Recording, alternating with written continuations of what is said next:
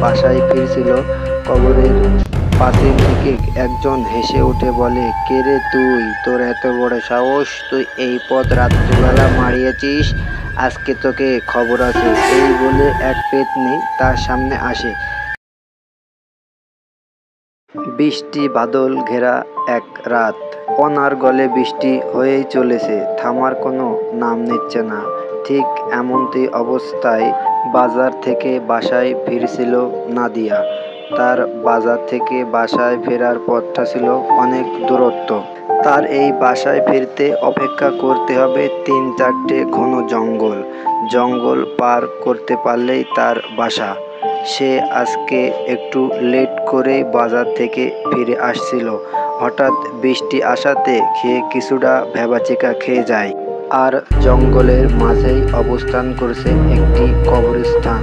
শোনা যায় লোকে মুখে কবরস্থানটা নাকি অনেক ভয়ানক। তার এই কবরস্থানের সামনে দিয়েই তার বাসায় ফিরতে হবে। সে মনের ভিতরে একটু ভয় নিয়ে কবরস্থানের সামনের দিকে বাসার উদ্দেশ্যে রওনা হয়।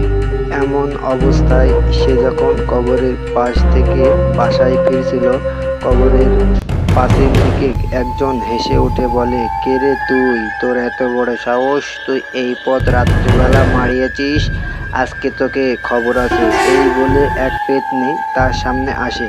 তাকে দেখার জন্য মোটেই প্রস্তুত ছিল না পাখিটি। সে বলে, আমার অনেক ভুল হয়ে গেছে, আমাকে ক্ষমা করে দাও।